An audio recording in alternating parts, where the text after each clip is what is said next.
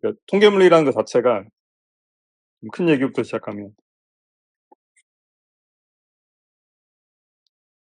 말 그대로 이거는 통계학의 뭐 그런 뜻이죠. 통계를 이용한 뭐 그런 뜻이기도 하고. 지난 시간에도 그 얘기를 했고 아마 통계물리 1에서도 그런 얘기를 좀 자주 했을 수가 있는데 요 유독 통계물리학의 특징 중 하나가 다루는 대상 자체가 어떤 특별한 게 있다기보다는 그거를 다루는 방법에 있어서 통계적 방법을 쓴다는 건데 여러분이 확률 통계에서 흔히 배우는 뭐 수학이나 통계학과에서 배우는 거랑 꽤 차이가 있을 겁니다. 그거는 뭐 배우면서 점점 더 느끼게 되는 것도 있긴 하지만 그래서 기본적으로 그 지난번에 얘기했던 그 김범준 교수님과 김상욱 교수님 대담에서 나왔던 얘기가 고전적인 시스템과 양자적인 시스템의 차이가 어떤 상태나 어떤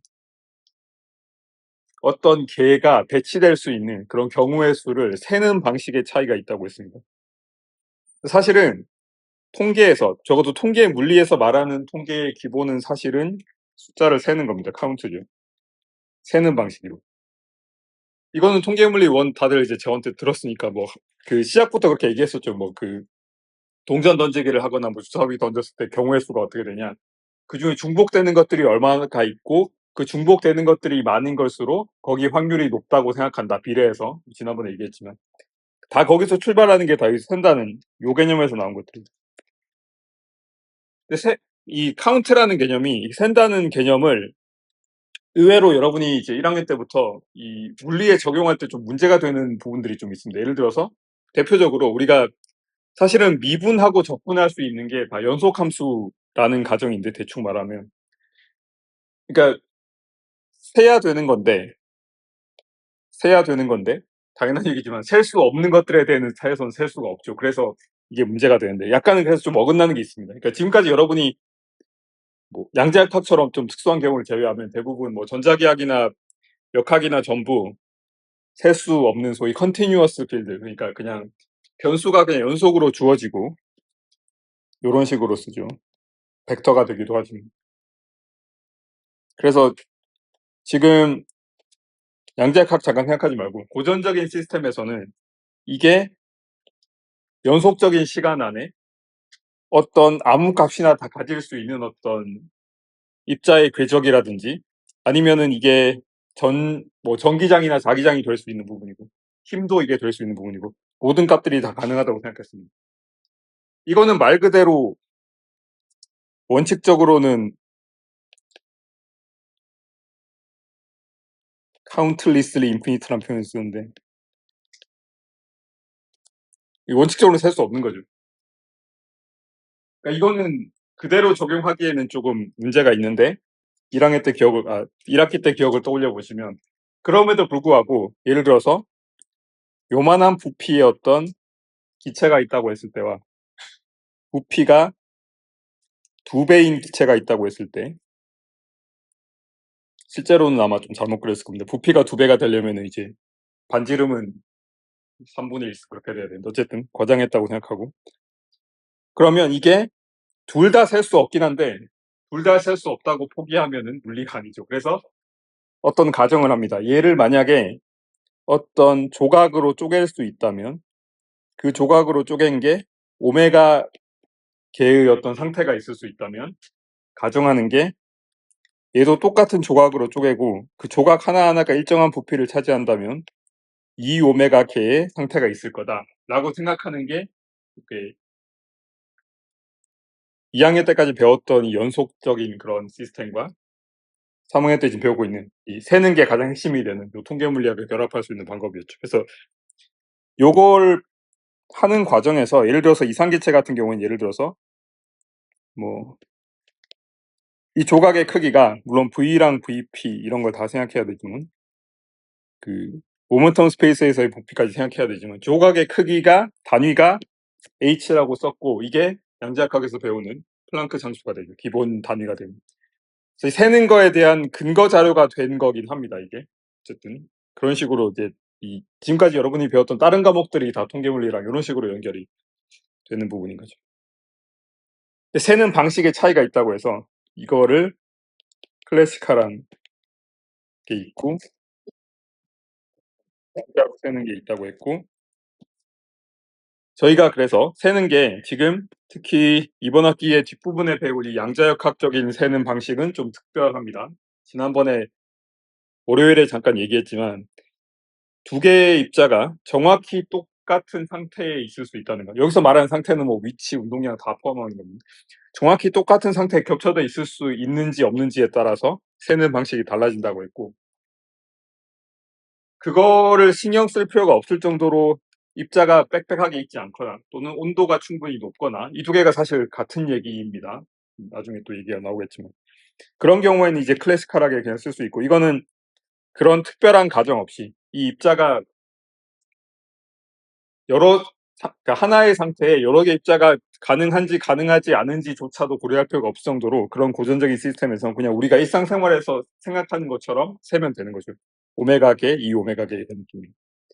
그래서 지금 이번 학기의 앞부분은 사실 요 고전계를 얘기할 텐데 이거를 얘기할 때 예를 들어서 여기서부터 시작을 하도록 하겠습니다. 방향을 약간 제가 강의 노트에 올렸던 거랑은 약간 다른 방향으로 시작을 해보면 예시를 먼저 들면 좀 더 재밌을 수 있습니다. 예를 들어서 여러분이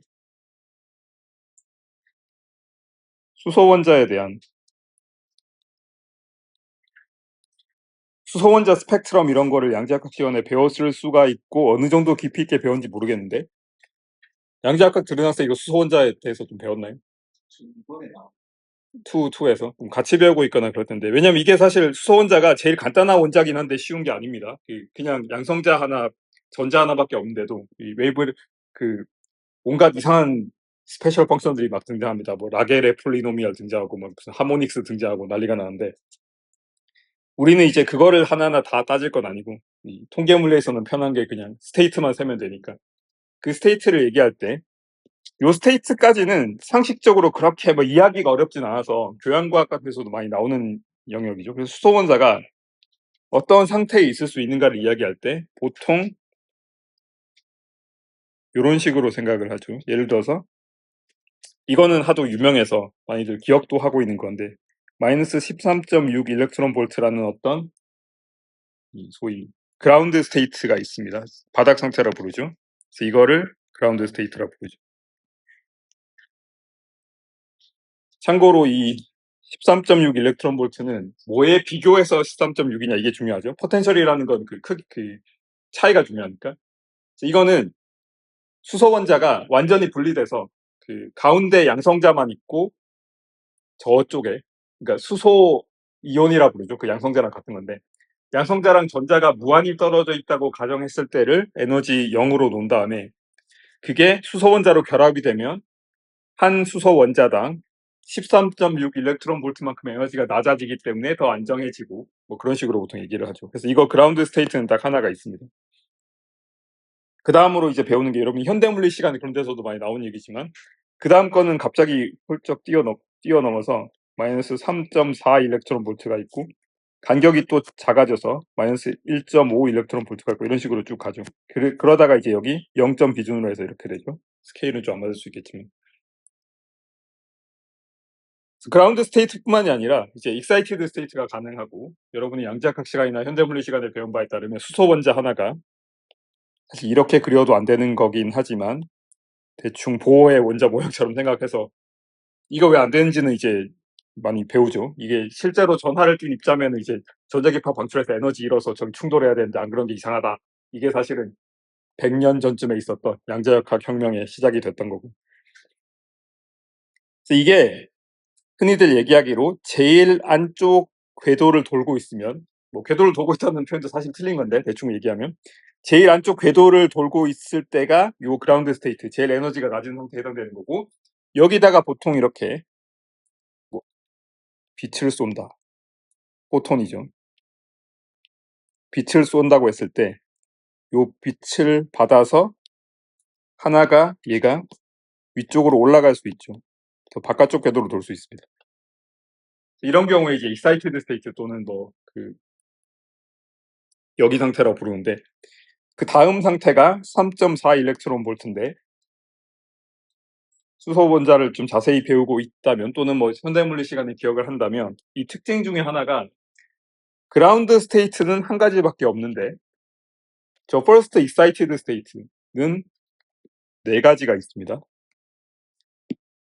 그래서 네 개를 일단 같은 선상에서 그려보도록 하겠습니다. 이 높이가 약간 달라지고 있는 것 같은데 조절을 좀 하고 같다고 생각하고 그래서 이거를 이제 S2라고 쓰죠.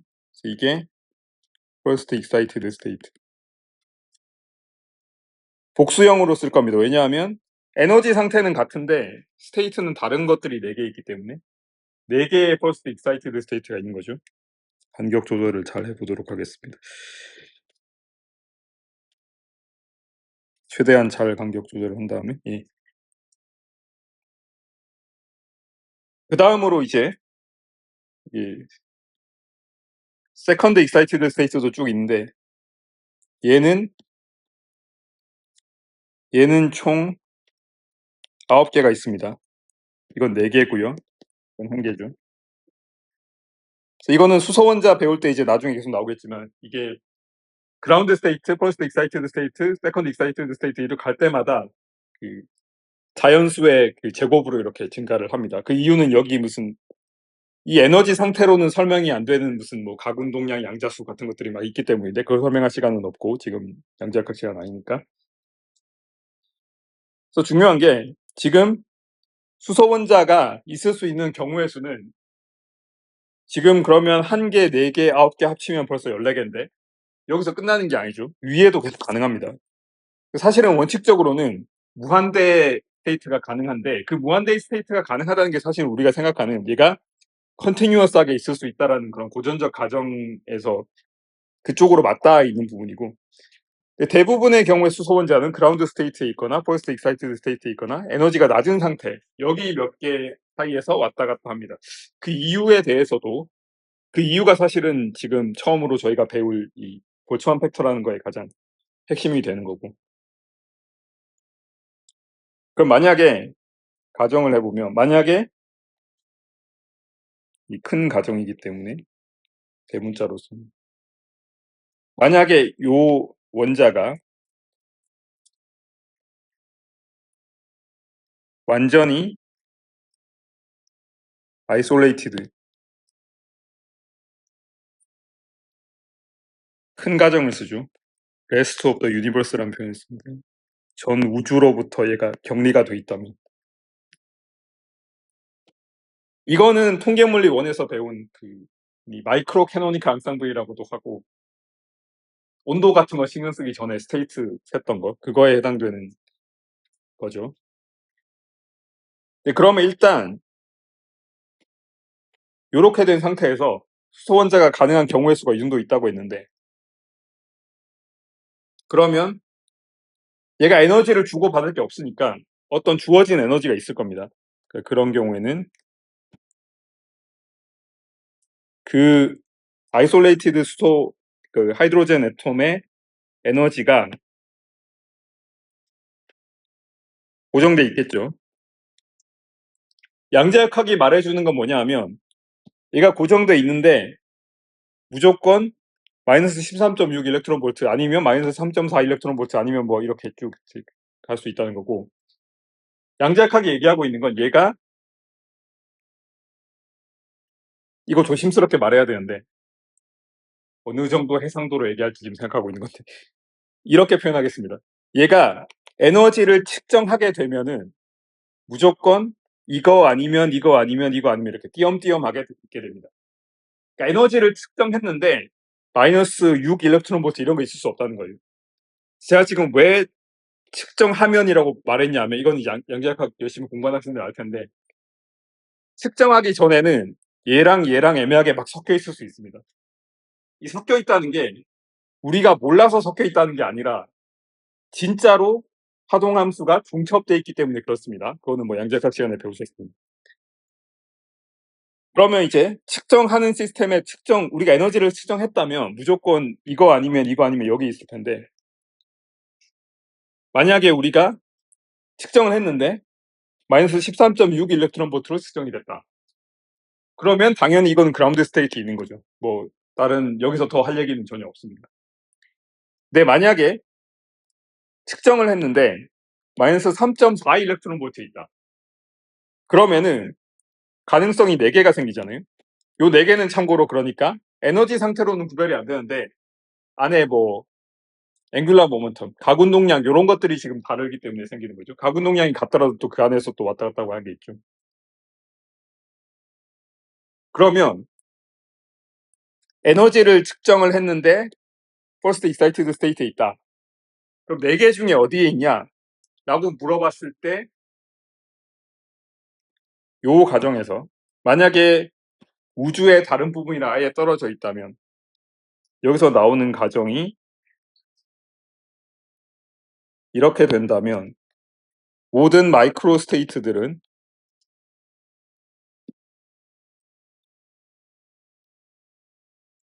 여기서 말하는 마이크로 스테이트는 예를 들어서 첫 퍼스트 익사이티드 스테이트라면 이게 4개 중에 하나죠. 모든 마이크로 스테이트는 그러니까 그거를 갖고 있는 요 에너지를 갖고 있는 마이크로 스테이트는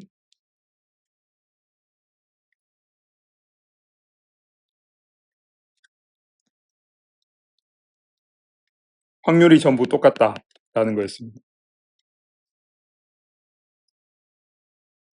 왜냐하면 우리가 아무것도 모르고 있기 때문이기도 하고 요게 사실은 통계물리의 근본 가정이라고 했던 통계물리 1에서 배웠던 통계물리의 근본 가정에서 나오는 거죠. 그러니까 비유적으로 말하자면 동전 던지기 했을 때 앞이 나올 확률이 절반, 뒤가 나올 확률이 절반인 이유가 우리가 그 시스템에 대해서 아무것도 모르기 때문에. 물론 실제 동전이랑 다르다고 했습니다. 실제 동전은 클래식한 거대한 시스템이기 때문에 조금이라도 어긋나 있을 가능성이 높지만 원칙적으로는 그렇다는 얘기가 되는 거죠. 그러면 우리가 지금 요 수소 원자가 완전히 격리되어 있는 경우에는 일단 측정을 하게 되면 지금 가능한 요 디스크리트한 이 띄엄띄엄한 양자역학적으로 띄엄띄엄한 요 그 두 개 하나 있고 그것 중에 어디 있는지는 완전히 n분의 1로 말 그대로 n분의 1로 결정되는 거죠. 그러니까 마이너스 3.4 일렉트론 볼트라면 요 네 가지 경우에 속할 확률이 전부 4분의 1이라고 생각하는 거고요. 마이너스 1.5 일렉트론 볼트로 측정이 됐다면 이것들이 전부 9분의 1씩으로 전부 똑같아지는 겁니다. 그러니까 어떤 거는 아니냐고 하냐면 지금 세는 방법을 지금 이야기하고 있는데 이걸 잘 보셔야 돼요. 우리가 우주에서 이게 완전히 그냥 격리가 됐다고 생각했을 때 지금 우리가 1개, 4개, 9개 이 세 가지 에너지 스테이트만 생각을 한다면 에너지 스테이트 입장에선 3개지만 전체 스테이트 입장에선 14개인 이거 중에서 골고루 들어가는 게 아니라 에너지가 일단 정해져 있을 거고요. 그 정해져 있는 거 안에서 이렇게 된다는 거예요. 그래서 이런 거 얘기할 때 통계물을 원해서 그 얘기했죠. 지금 요 표현이 등장했는데 마이크로 스테이트는 우리가 구분할 수 있는 모든 상태를 얘기하는 거니까 14개를 전부 다 얘기하는 거고 지금 마이너스 3.4 일렉트론 볼트라는 요 하나의 에너지 상태에 마이크로 스테이트가 4개 들어있죠. 그래서 요런 에너지 단위를 이런 경우에 그럼 뭐라고 부른다고 했나요? 이것도 이제 1학기 때 배웠던 거예요. 마이크로 스테이트에 대한 상대적인 걸로 얘기했던 게 있죠. 매크로 스테이트죠. 그래서 하나의 에너지 매크로 스테이트에 대한 마이크로 스테이트가 여러 개 있을 수 있고 여기서 말하고 있는 건 완전히 에너지를 주고받을 수 없게 격리가 돼 있으면 그 중에 하나로 n분의 1로 들어간다. 그 마이크로 스테이트 개수가 n개라면 n분의 1로 들어간다. 그 확률이 그렇게 된다. 그 얘기가 되는 거죠. 이거는 이제 1학기 때 배웠던 그 내용에 해당되는 거고 지금부터 이야기할 다른 얘기도 사실은 1학기 때 안 배웠던 건 아닌데 사실은 그 프리 에너지 같은 개념으로 배웠었는데 지금은 조금 더 펀더멘탈하게 배워보도록 하면은 예를 들어서 지금 요게 깔끔하긴 한데 우주에 있는 대부분의 수소 원자는 격리가 안 돼 있기 때문에 다른 것들이랑 섞여서 살고 있습니다. 그래서 그런 경우라면 사실은 에너지가 여기도 가능하고 여기도 가능하고 왔다 갔다 하기도 하고 그럴 텐데 제가 지금 포톤 쏴가지고 이렇게 한 거 전부 다 거기에 해당되죠. 그러면 그 경우에는 도대체 어디에 있을 것이냐? 물론 이것도 요 질문만으로는 답하기 어렵긴 한데 몇 가지 가정을 쓰면은 답하게 될 수 있는 경우가 있습니다. 그리고 이게 1학기 때 배운 프리 에너지 개념이랑 조금은 연결될 거라서 그걸 좀 갖고 생각을 해보면, 예를 들어서 이제는 좀 더 현실적으로 우리가 어디에 관심이 있냐면,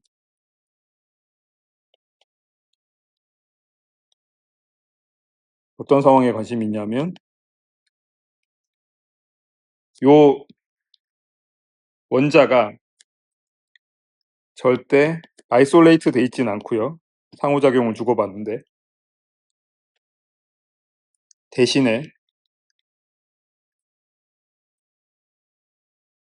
이런 표현을 씁니다. 에너지를 주고받습니다. 익스체인지. 교환한다는 거죠. 자, 에너지를 받아들일 수도 있고, 그 수소 원자가 에너지를 내뿜고 더 바닥 상태로 갈 수도 있습니다. 그래서 주고받는데 누구랑 주고받냐? 당연히 우주의 다른 부분인데, 우주의 다른 부분도 당연히 원자로 돼 있으니까 이런 식으로 좀 더 건조하게 표현하면, 굉장히 많은 다른 원자들과 상호작용을 하는, 에너지를 주고받을 수 있다는 거죠. 충돌 같은 걸 통해서 주고받거나, 아니면 포톤을 매개체로 해서, 광자를 매개체로 해서 주고받거나, 그런 것들이 가능하죠.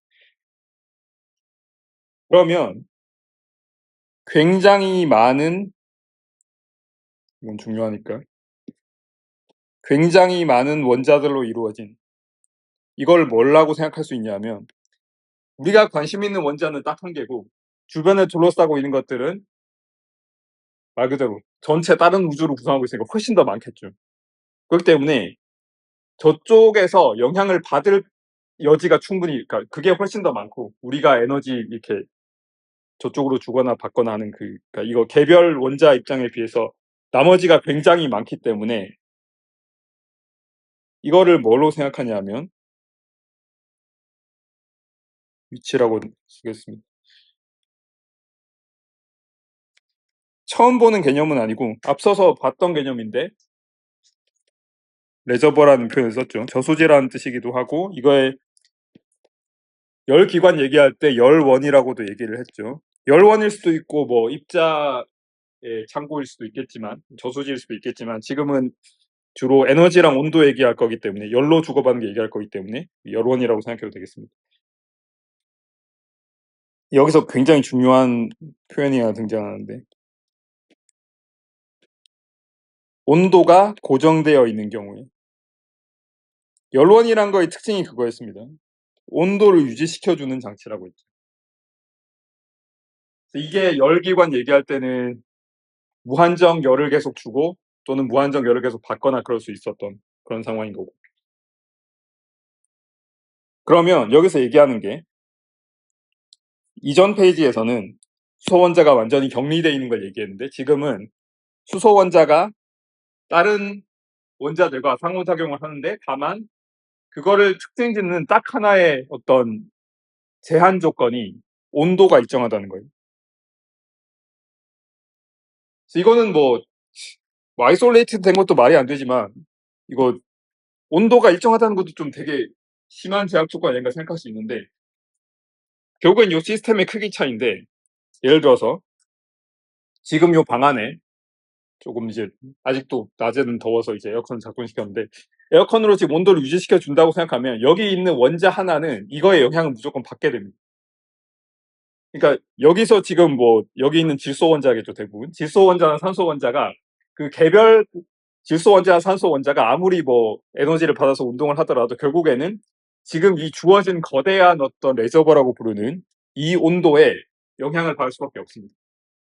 사실상 여기서 지금 물론 제가 갑자기 에어컨을 꺼가지고 더워지거나 그러지 않는 이상, 요 시스템에서는 요 온도가 요 시스템 전체를 지배하고 있는 거죠. 그게 사실은 요 열원의 핵심 개념이었던 거죠. 자, 그런 경우에는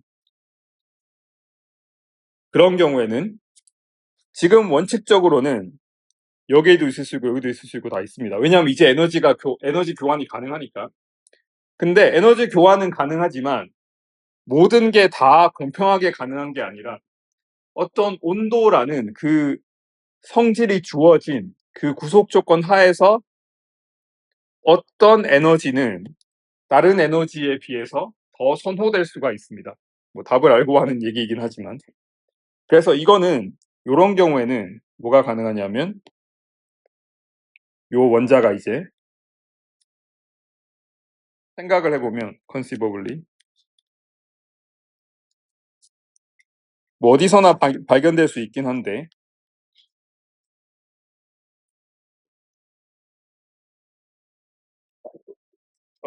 어디서나 발견될 수 있지. 이제 구속 조건이 그러니까 에너지 자체에 대한 구속 조건이 이제 없으니까 에너지는 뭐 저기 그라운드 스테이트든 퍼스트 익사이티드 스테이트든 다 가능하긴 하지만 어떤 마이크로 스테이트는 more likely than others. 어떤 마이크로 스테이트는 더 있을 수 있는 확률이 크다는 거고 요게 도대체 온도에 따라서 어떻게 주어지냐 그게 사실은 제일 중요한 개념이에요. 지금 얘기한 depending on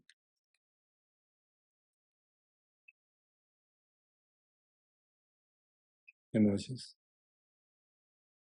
이게 아이패드 앱이 업데이트 되면서인지 뭐 OS가 업데이트 되면서인지 자꾸 이렇게 글씨를 인식해서 자동 완성을 시키려고 하는데 이거 저도 이제 노트 쓰면서 해봤는데 진짜 안 되네요. 이거 참고로 이거 눌러서 고치라고 하면은 마이크로랑 스테이트를 띄워가지고 좀 물리 공부는 좀 더 할 필요가 있는 게 아닐까 싶긴 합니다. 어쨌든 다른 얘기. 그래서 이거는 뭐 공식으로 배우면은 그냥 뭐 그런가 보다라고 하는데 개념적으로 이제 중요한 부분이 되는 거예요. 그래서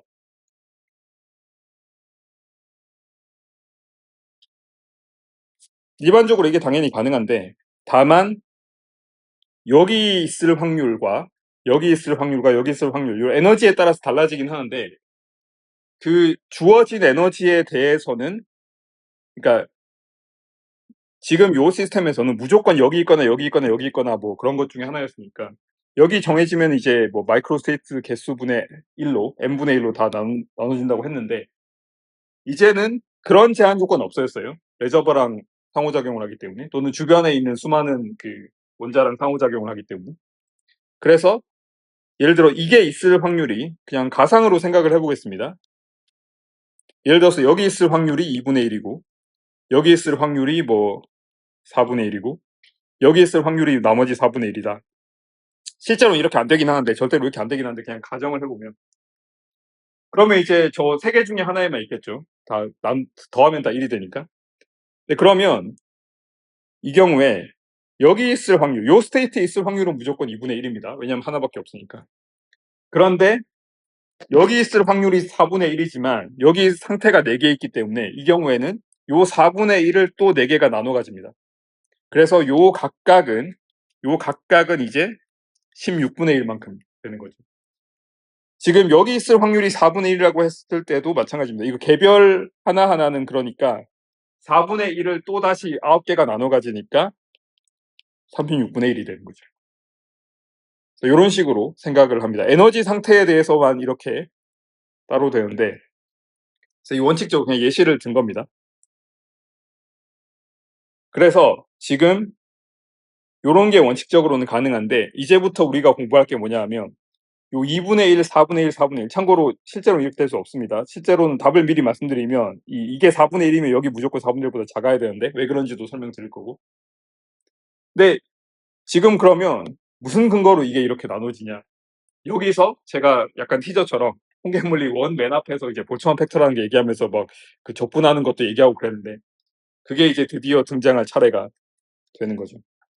그래서 이게 써놓은 노트에서는 여기서부터 시작하는 게 아니라 여기서부터 시작하는데 저희 교과서의 6.1장 그러니까 6장의 맨 처음에 볼츠만 팩터, 볼츠만 능자라는 걸 나오고 그래서 제가 여기 예, 써놨었는데 되게 엄청난 말이 나오는데 이게 통계의 역학을 통틀어서 가장 파워풀한 툴이다라는 말이 나옵니다. 이거는 가장 파워풀하다는 건 좀 주관적인 말이 될 수 있긴 한데 그래서 아주 강력한 툴이면 분명합니다. 왜냐하면 이게 그냥 공식을 알면은 적용할 수 있는 건데 항상 학생들이 공식만 알고 이 공식을 언제 적용하는 게 맞는지 그거에 대해서 충분히 훈련이 안 돼 있어요. 그래서 제가 지금 긴 시간 들여서 그 과정을 지금 얘기하고 있는 거고.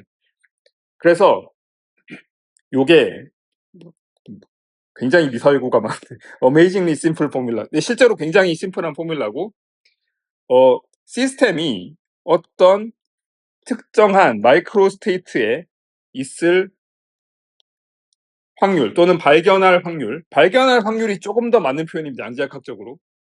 있을 확률이랑 발견할 확률이 뭐가 다르냐라고 하는 학생은 양자역학을 다시 복습하시고 이거 다릅니다 분명히. 그래서 되게 저자분께서 치밀하게 측정까지 염두에 두고 파인딩이라고 한 게 아닐까 싶습니다. 제 개인적인 해석으로는. 그래서 여기까지는 앞까지는 되게 그냥 이런 멋진 심플한 공식이 있으니 잘 됐네 쓰면 되겠다 생각하는데 이 부분은 항상 생각해야 됩니다. 이 시스템이 우리가 관심 있는 시스템은 거기에다가 그 시스템의 온도를 유지시켜주는 어떤 거대한 레저버랑 열 평형을 이루고 있을 때 그 이 공식을 쓸 수 있다는 겁니다. 대부분의 경우에 뒤에 거 신경 안 쓰고 그냥 막 적용하는 경향이 있는데 이 과정을 생각하는 건 되게 중요합니다. 그러니까 무슨 말이냐? 제가 아까 수소 혼자 얘기했는데 여기서 확률로서 어디에 있을지 확률이 딱 정해집니다.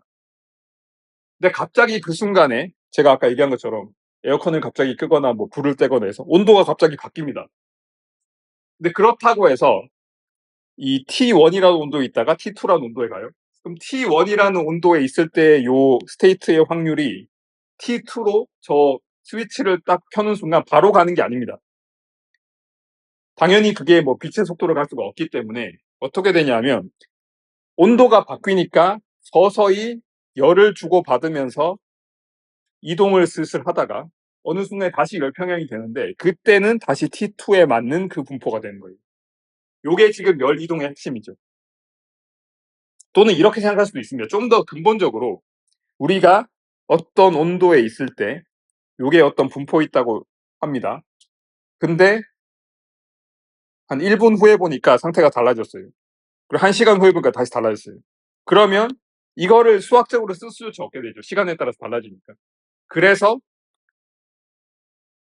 이퀄리브리움이 중요한 겁니다. 평형을 이루고 있으면 아무것도 바꾸지 않은 상태에서 평형 상태에 있으면 그대로 있죠.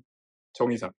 그러니까 요 공식을 쓸 수 있게 됩니다. 참고로 이 공식은 시간 같은 개념이 전혀 안 들어가요. 그렇기 때문에 파워풀하기도 하지만 그렇기 때문에 열평형 이루고 있는 상태에서만 쓸 수 있는 거기도 합니다. 이 정도로 생각을 하면 되고요.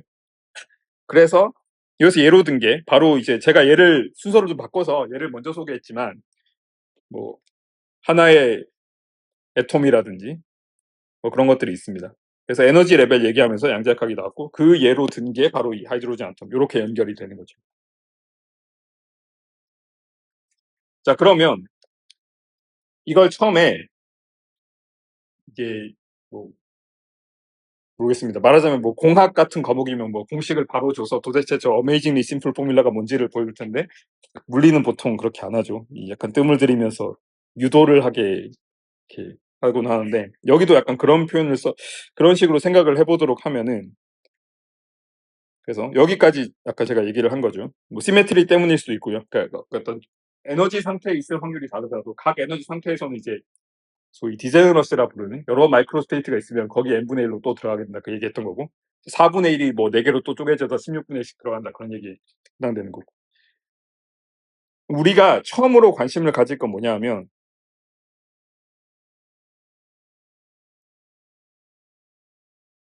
요 비율을 먼저 생각해 보겠습니다. 물론 확률을 처음부터 주면 좋지만 다시 한번 얘기하지만 우리가 지금 이제 관심을 갖게 된 건 확률이에요. 그라운드 스테이트에 있을 확률이 얼마냐 퍼스트 익사이티드 스테이트에 있을 확률이 얼마냐 뭐 이런 얘기를 하고 있는 거죠. 주어진 온도에서 제가 지금 주어진 온도라고 대충 얘기하는데 이 메커니즘에는 그게 있는 겁니다. 그러니까 주어진 온도지만 주어진 온도가 주어진 그 방식은 거대한 그 온도를 유지하는 장치와의 상호작용을 통해서다 충분히 이 이퀄리브리움에 도달했을 때 그 얘기다라고 생각하면 됩니다. 그럼 우리가 관심 있는 건 이 시스템이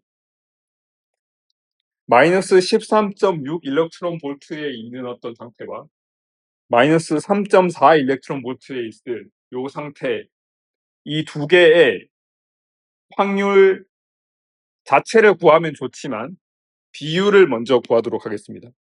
레이시오. 이게 왜 거를 먼저 하냐라고 하면은 요 비율만 다 계산해 놓으면 비율이니까 뭔가 그 안 정해진 어떤 뭐 소위 노멀라이제이션 팩터라고 부르는 그런 상수 같은 게 붙어 있을 텐데 그건 나중에 어차피 확률에서의 가장 중요한 개념인 모든 경우의 수의 확률을 다 더하면 1이 된다. 그걸로 딱 결정이 됩니다. 그렇기 때문에 비율만 먼저 생각을 해보자는 거예요. 그래서 비율을 생각을 하는데 그래서 요 경우를 먼저 생각을 해보겠습니다. 가져와서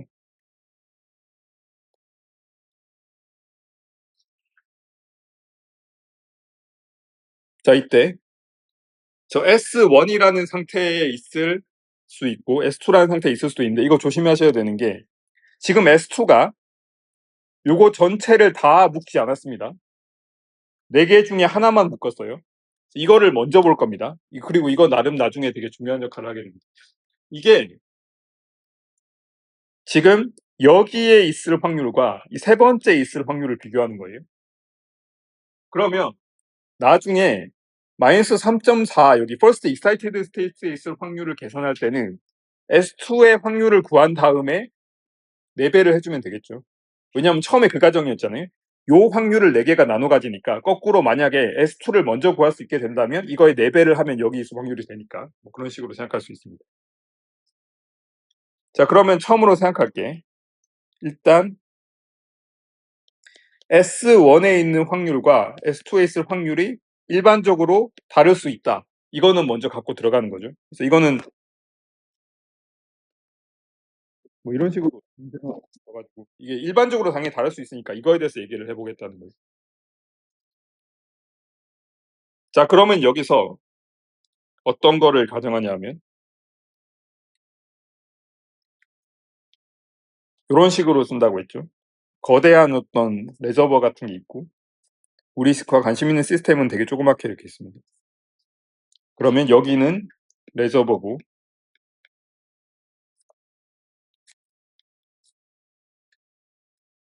온도를 이렇게 주게 되죠. 그 다음에 레저버가 에너지를 갖고 있을 수 있으니까 레저버 에너지를 이 아래첨자 R이라고 쓰겠습니다.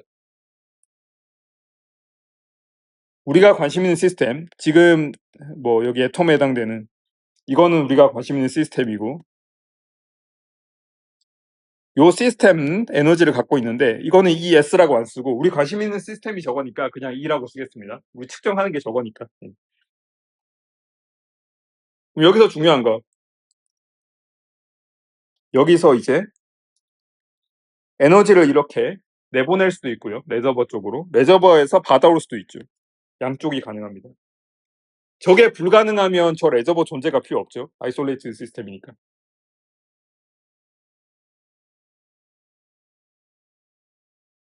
자 그러면 지금 요렇게 가정하고 나면은 예전에 흔히 했던 얘기가 이거였습니다.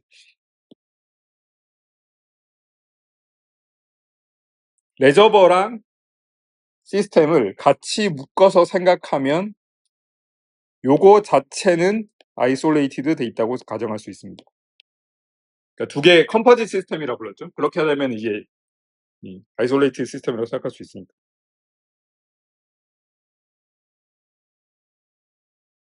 그러면 여기는 이제 통계역학의 근본 과정이 요 아이솔레이티드 시스템 입장에서는 각각이 가질 수 있는 상태. 여기서 말하는 각각의 상태라는 건 레저버 상태가 얼마고 그 시스템 상태가 얼마고 그 조합들. 그 조합들은 전부 다 equally probable 해야겠죠. 그래서 그 과정으로 생각을 하게 되는데 말로 표현하기보다는 여기서 표기하는 방식이 뭐냐면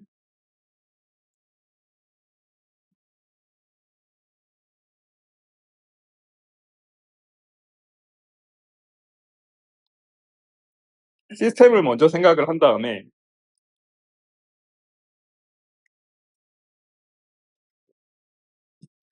아까 S1을 그라운드 스테이트라고 생각했으니까 시스템이 S1이라는 상태에 있다면 그러면 레저버가 어떤 상태에 있을 텐데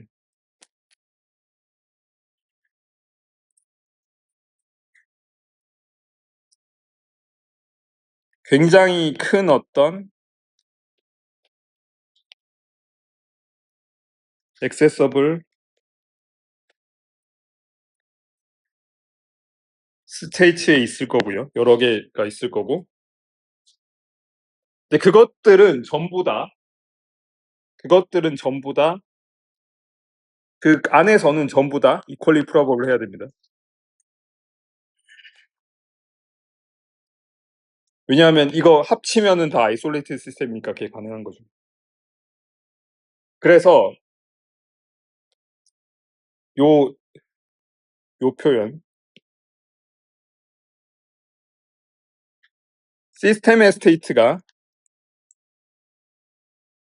시스템의 스테이트가 S1일 때 레저버가 가질 수 있는 저 액세서블 스테이트의 개수를 뭘로 쓸 거냐 하면 지금 경우의 수 항상 오메가로 썼으니까 오메가로 쓰고 레저버니까 아래 첨자 R을 쓰고요.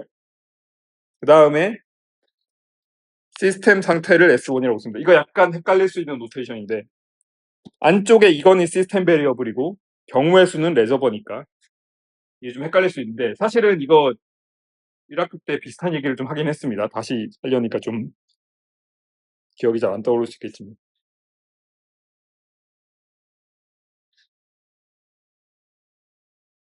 자 그러면 이 경우에 이게 겹침수라고 불렀던 멀티플리시티죠. 레저버의 멀티플리시티 가질 수 있는 경우의 수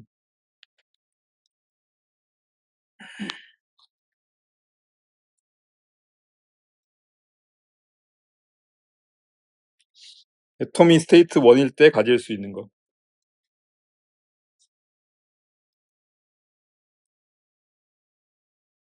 S1일 때 그런 게 있을 수 있으니까 지금 가능한 게 다 S1도 있고 S2도 있으니까 이 가능하고 그러면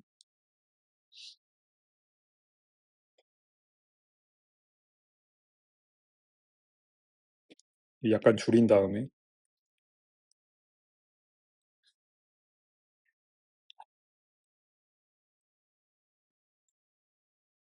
이 장점을 살려서 복사한 다음에 이것만 S2로 살짝 바꿀 수 있죠. S2 이 두 가지가 딱 이렇게 되는 거니까 그러니까 그 시스템의 상태가 S1일 때 레저버의 멀티플리시티 시스템 상태가 S2일 때 레저버의 멀티플리시티 이 두 개의 차이를 비교를 합니다.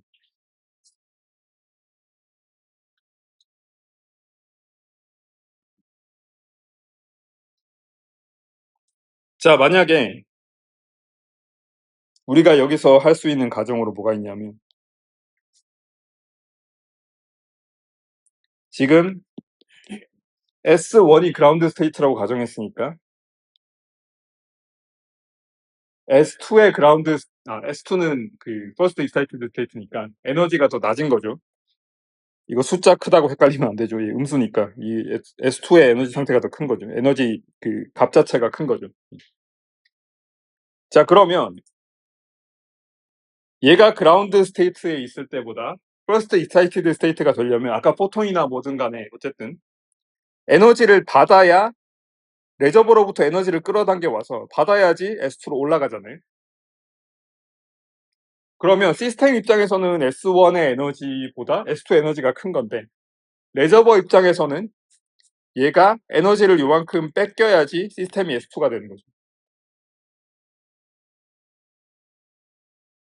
그래서 1학기 때도 했던 거랑 좀 연결된 얘기이긴 한데 그래서 여기서 이제 여러분 이것만 일단 이해를 하고 좀 쉬었다 하도록 할 텐데 일반적으로 에너지가 많은 시스템일수록 에너지를 많이 갖고 있는 시스템일수록 경우의 수가 늘어납니다. 그렇지 않으면 네거티브 템퍼러처가 되는 이상한 일이 벌어진다고 했어요. 자, 이 경우에 이 구등호를 따져보자는 겁니다.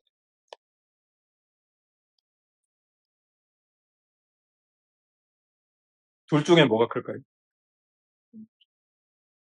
예, 왼쪽이 큰 이유는 그쵸. 이게 시스템 입장에서는 S1이 낮지만 시스템에서 에너지가 낮다는 거는 레저버 쪽에서 에너지가 더 많을 거기 때문에 그 가정이 들어가 있는 거죠. 그래서 이거에는 뭐가 들어가 있냐면 레저버의 에너지 입장에서는 시스템이 S1일 때가 더 크다는 가정이 들어가 있는 겁니다. 그래서 이 정도를 생각을 하고 그러면 이게 프리 에너지 개념이랑 비슷한 건데 지금 실제 뭐 되게 정성적으로 얘기한 거예요. 뭐 공식 같은 거 하나도 안 쓰고 우리가 어떤 성질을 유도를 한 거냐면 시스템 입장에서는 에너지가 낮은 상태에 있을 때 레저버의 경우의 수가 시스템의 에너지가 높을 때 레저버의 경우의 수보다 많다는 겁니다. 그러니까 시스템은 에너지가 낮은 쪽에 있는 게 높은 쪽에 있는 것보다 확률이 더 크다는 뜻이 돼요. 그래서 여기서부터 벌써 뭔가 느껴지는 게 우리가 에너지 입장에서 뭘 선호하는 건 하나도 없지만 경우의 수만 따져봤을 때 얘가 낮아질 가능성이 높다는 거. 이게 그런데 지난번에 복습하면서 잠깐 얘기했던 여기 이 개념이 다시 나오게 됩니다. 내가 엔트로피를 높일 수도 있고 에너지를 낮출 수도 있지만 에너지를 낮춤으로써 레저버의 엔트로피를 높여서 그쪽으로 가게 된다. 그 개념이랑 딱 이게 1학기, 2학기가 딱 이렇게 연결이 되는 겁니다. 자, 그러면 이것까지는 알겠는데 그러면은 이 에너지 차이에 대해서 이 경우의 수 차이가 얼마나 되는지 계산할 수 있어야 될 거고 그게 볼츠만 통계 또는 이 볼츠만 팩터의 핵심이 됩니다. 그거는 이제 좀 쉬었다가 하도록 하고 좀 쉬었다가 3시부터 다시 시작하겠습니다. 쉬는 시간에 중요한 질문이 나와서 한번 다른 학생들한테도 공유를 하고 가도록 하겠습니다. 이게 에너지가 양자화돼 있고 그런 얘기를 했었는데 에너지 주고받을 때 또 사실은 당연히 원칙적으로 양자화된 상태로 가능하죠. 그래서 사실은 얘기했지만 이거 포톤도 결국에는 우리가 뭐 이 빛의 스펙트럼이 나오는 것 자체가 흡수 스펙트럼, 방출 스펙트럼이 나온 것 자체가 정확히 요 에너지 차이에 해당되는 거에 해당하는 그 주파수에 해당하는 빛만 흡수하거나 방출하니까 생긴 게 그 원자별로 뭐 스펙트럼 그런 거니까 그것만 당연히 가능한데 이것도 지금 제가 이렇게 화살표로 쓰긴 했는데 당연히 그것도 원칙적으로 양자화된 그 에너지들만 주고받을 수 있는 거고 다만 차이가 이 원자가 하나 있잖아요. 그래서 실제로 레저버 레벨에서 보면 원자는 이제 요만한 건데 우리가 관심 있는 건 이만한 거고 이제 이거 장점을 잘 살렸습니다. 이거를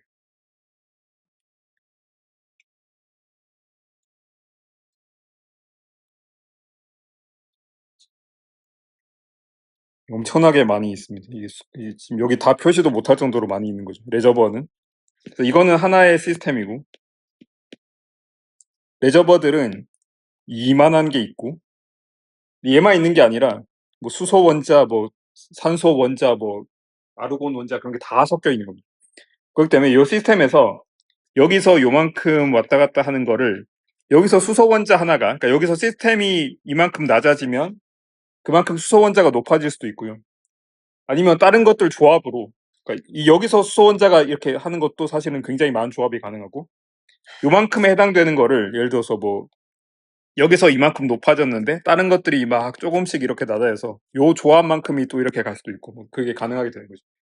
그래서 여기는 거의 말하자면 그런 클래시컬한 영역이 되는 건데 요 양자역학의 요 프리퀀시의 그 에너지 레벨 차이에 해당되는 거를 정확하게 그만큼 이렇게 하게 되겠죠. 근데 제가 시스템을 여기 아톰으로 잡아서 그렇지 만약에 요 시스템 자체도 아보가드로 수만큼 있는 그런 어떤 거시적인 거라면 어차피 여기서 나타나는 에너지의 스펙트럼이 어차피 거의 연속이 되기 때문에 그때는 또 다시 연속으로 왔다 갔다 하는 거고 그게 사실은 클래시컬 시스템에 해당되는 거긴 합니다. 뭐 중요한 질문이었기 때문에 이걸 좀 한번 언급을 하고 지나가고요. 저희가 지금 첫 번째 시간에 했던 게 1교시 했던 거는 요거를 이제 얘기한 거죠. 일반적으로 이게 거칠게 말하면 수소 원자가 어떤 주어진 온도에 있을 때 또는 주어진 온도라는 거는 그 온도를 유지시켜 주는 레저버랑 상호작용을 할 때 그라운드 스테이트에 있을 확률이 다른 스테이트에 있을 확률에 비해서 왜 제일 큰가? 왜냐하면 이게 본인이 에너지가 제일 낮은 상태이기 때문에 레저버 에너지는 그나마 제일 높이는 거고, 그렇기 때문에 그게 경우의 수가 제일 많아지기 때문이다라고 해서 이 부등호를 하나 얘기했습니다.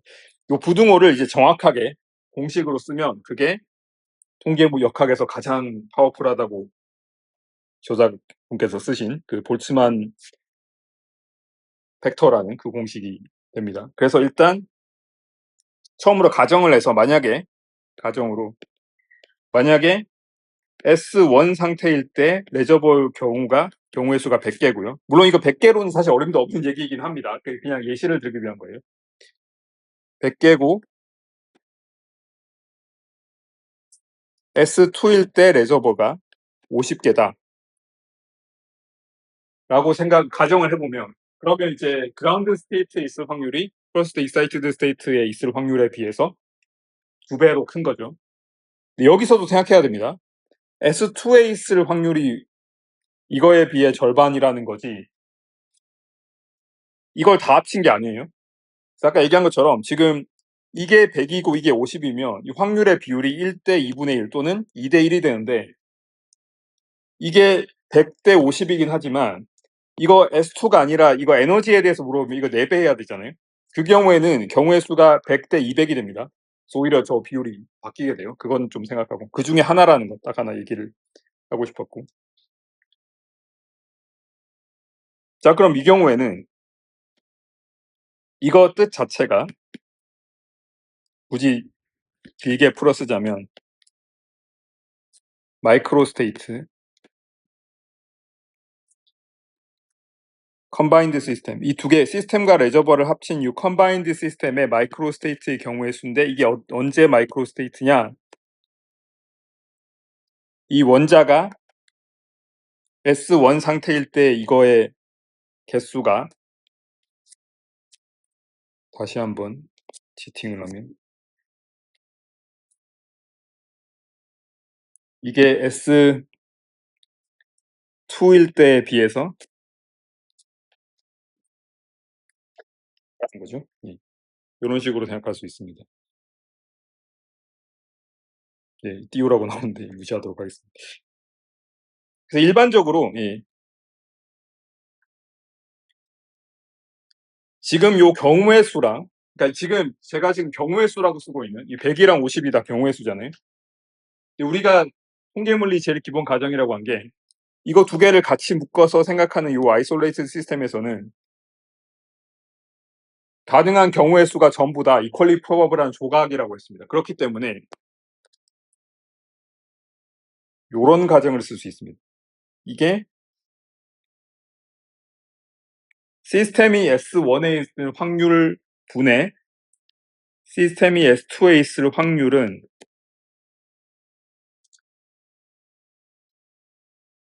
이거 쓰기 전에 먼저 이렇게 생각할 수 있습니다.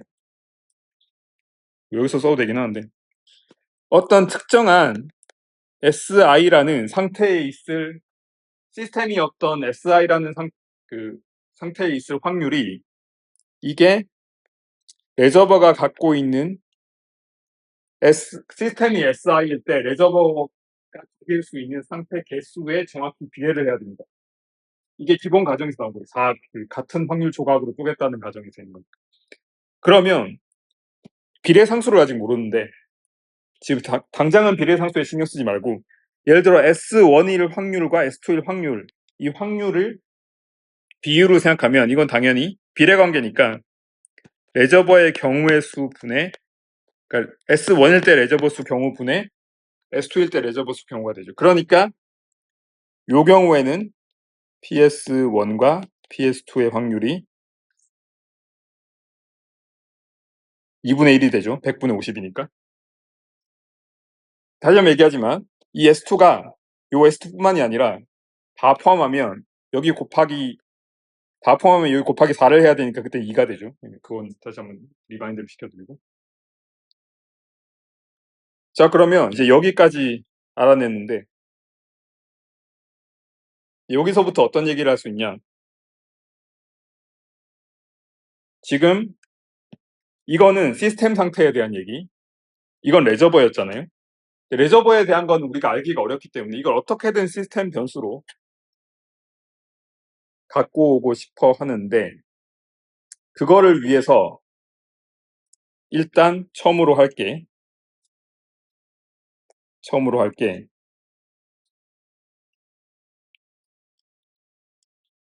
누군가의 묘비에 있는 요거를 가져오는 겁니다. 이상한 짓을 한 것 같은데. 요 공식을 가져오는 건데, 이거를 가져오는 방식이 당연히 기본 가정이 그거인 거죠. 볼츠만 엔트로피가, 엔트로피라는 게 경우의 수에 로그를 취한 다음에 볼츠만 상수를 이렇게 곱하는 거니까, 이거를 다시 쓰면 통계물리 1에서도 이렇게 종종 다시 쓰곤 했었는데,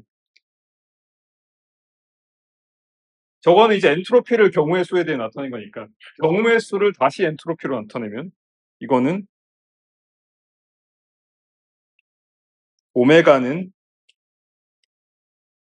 지수함수의 S 나누기 KB가 되죠, 당연히. 그러면 얘를 다시 엔트로피로 나타내 보도록 하겠습니다. 아직 엔트로피가 더 어렵다고 생각하기 때문에 되게 이상하다고 생각할 수 있는데, 일단 이렇게 쓰겠습니다. 그러면 지금 이거를 공간을 좀 확보를 하고 다시 써보면, 이거는 지수함수의 레저버 엔트로피인데 시스템이 S1일 때 레저버 엔트로피 나누기 볼츠만 상수 KB가 되죠. 둘 다 S라 헷갈리는데, 그 엔트로피는 대문자 S고 시스템 상태는 S1인데 그래도 좀 헷갈리긴 합니다. 정신을 똑바로 차리고 잘 해보면, 위에는 SR인데 시스템이 S2에 있을 때 엔트로피죠. 지금 이상한 걸 새로 쓴 게 아니라 그냥 이 볼츠만 엔트로피 공식에 따라서 경우의 수로 쓰던 거를 엔트로피로 쓴 것 뿐입니다. 근데 그러면 이거는 이걸 유도하고 있었으니까 가져오면,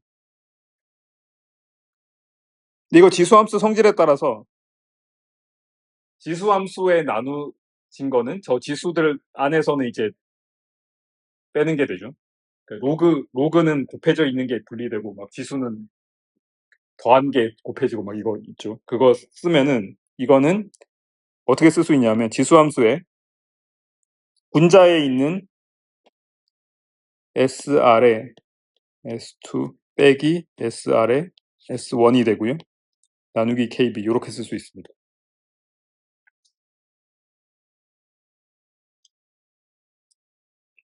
이거는 뭐 큰 도움은 아직 안 되고 있습니다. 왜냐하면 지금 우리가 레저버에 대해서 모르는 게 많다고 했는데 여전히 계속 레저버의 경우의 수도는 레저버 엔트로피를 얘기하고 있습니다. 그런데 그러니까 요 차이가 이거에 해당되죠. 엔트로피의 변화인데 레저버의 엔트로피 변화인데 이게 언제냐면 시스템이 S1에 있다가 시스템이 S2로 갈 때 레저버 엔트로피 변화입니다.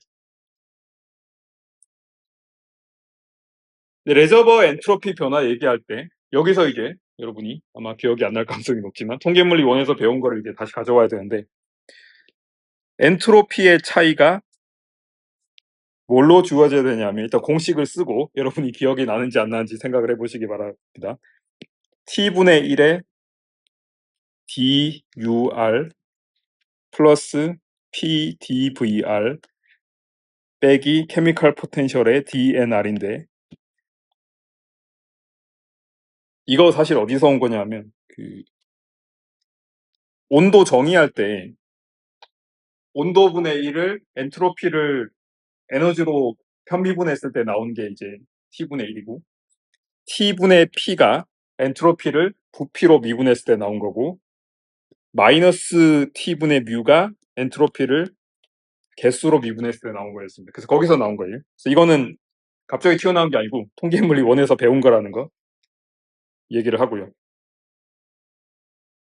그래서 이거는 제가 여기 잠깐 써놨는데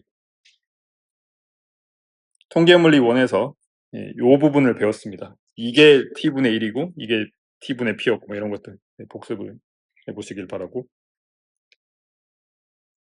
자, 그런데 이 중에서 지금 일단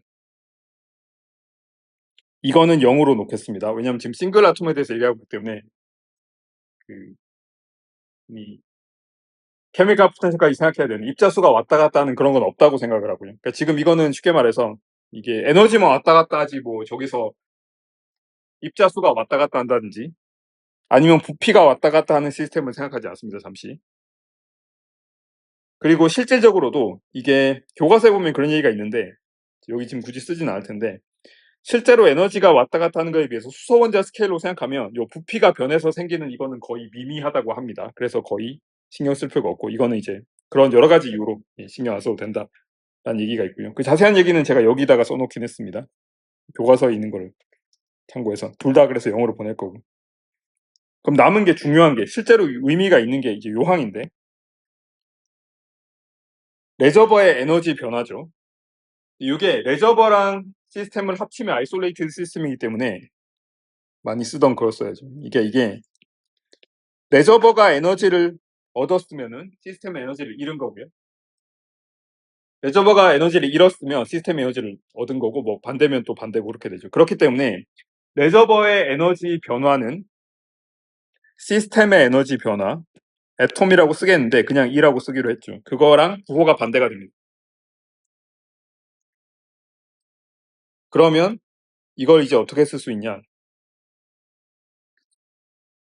여기서 지금 시스템이 S2일 때 레저버 엔트로피 빼기 시스템이 S1일 때 레저버 엔트로피의 차이는 뭐가 되냐면 이걸 다시 쓰면은 T분의 1에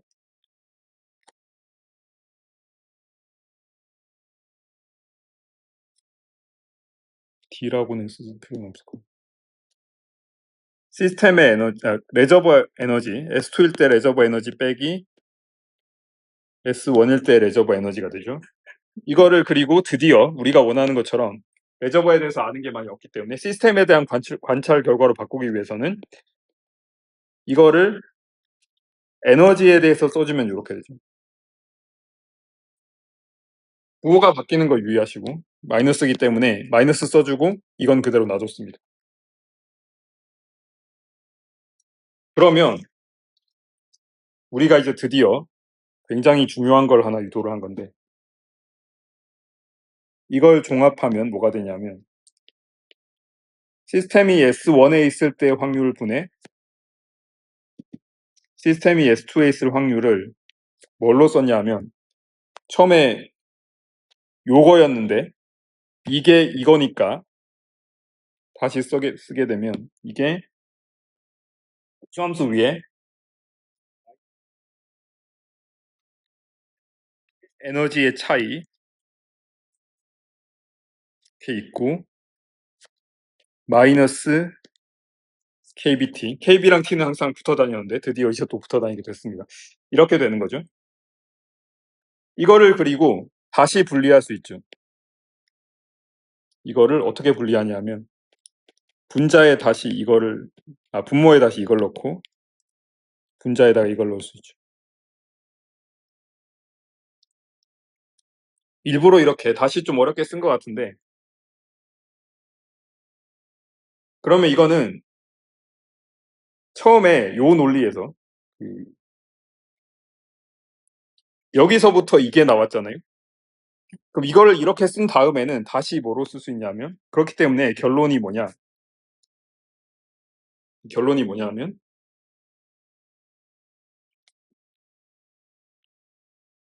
i라는 어떤 특정한 시스템이 어떤 상태에 있고 그게 t라는 온도가 주어진 그러니까 에너지는 왔다 갔다 할 수 있는 그런 레저버와 이퀄리브리움 평형을 이루고 있을 때 시스템이 SI에 있을 확률이 어디에 비례하게 되냐 하면 지수함수에다가 그 시스템이 가진 에너지 나누기 KBT 요거에 비례한다 라는 결론을 도달하게 되는 거예요.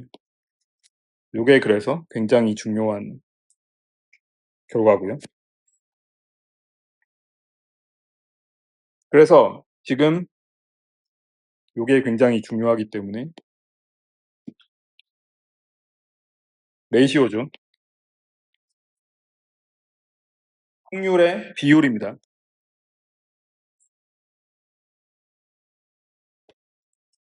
확률들의 비율이 정확히 말하면 S1에 있을 확률과 S2에 있을 확률의 비율입니다. 저 비율이 정확하게 저 지수함수 위에 에너지 나누기 KBT 또는 KBT분의 1을 베타라고도 썼으니까 지수함수의 마이너스 베타 2라고 뭐 쓸 수 있는데 요거에 정확하게 비례하게 된다는 거예요. 근데 지금 중간중간에 짚어드리긴 했는데 왜 굳이 이렇게까지 막 이상한 공식을 써가면서 이렇게까지 왔냐. 제일 핵심이 그겁니다. 사실 이것도 역시 프리 에너지 그때랑 비슷한 얘기인데 이거 지워졌네요.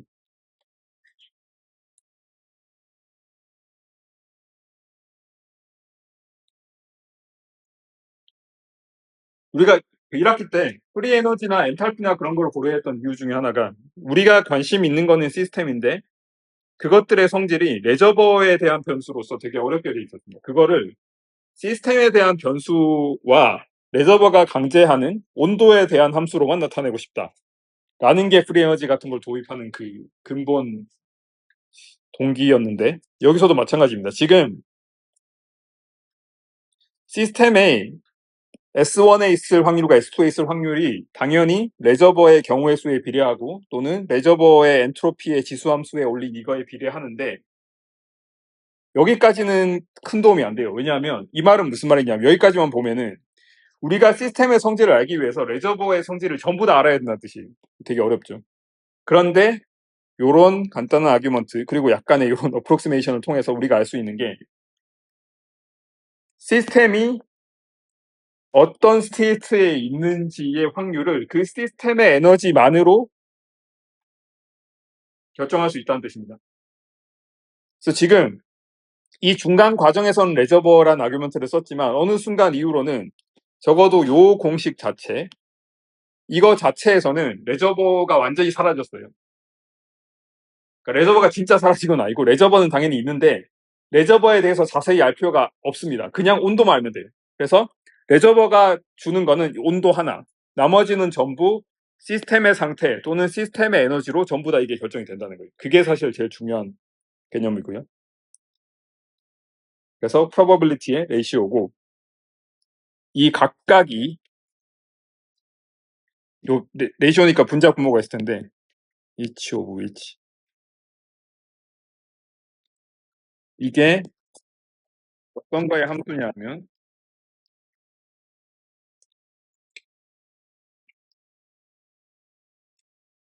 각각의 상태에 해당되는 그 각각의 그 코레스펀딩 각각의 상태에 해당되는 마이크로 스테이트 그리고 중요한 거 온도.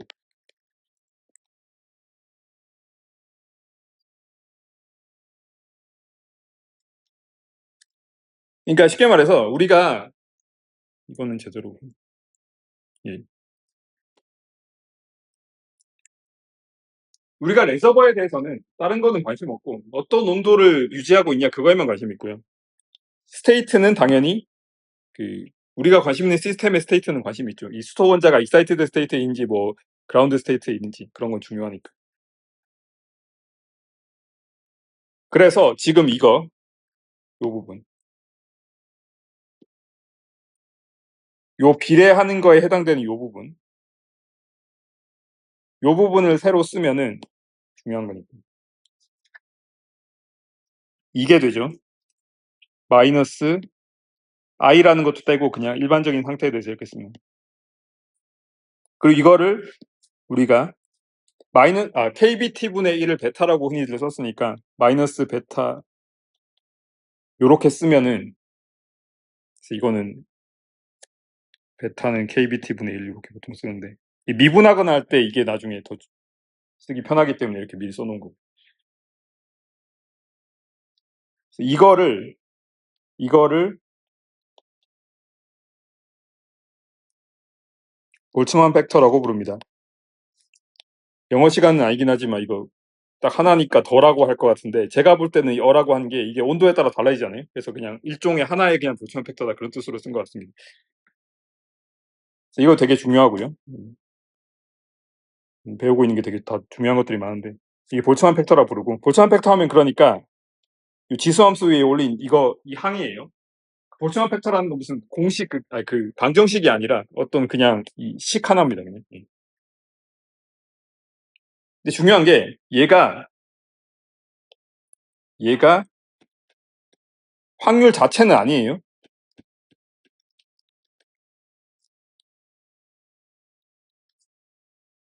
무슨 말이냐? 비례한다고만 했지 이게 이퀄 사인은 아니잖아요. 물론 확률처럼 보일 수도 있습니다. 그리고 이게 에너지가 0보다 크면 항상 1보다 작으니까 마치 확률처럼 보일 수 있는데 비례한다고만 했지 비례 상수를 지정하지 않기 때문에 확률은 아니에요. 그래서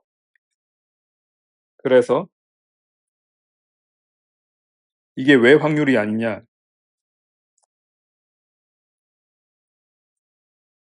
확률이 되기 위해서 노멀라이즈가 적절하게 안 됐어요. 무슨 말이냐? 확률이 되기 위해서는 이렇게 돼야겠죠.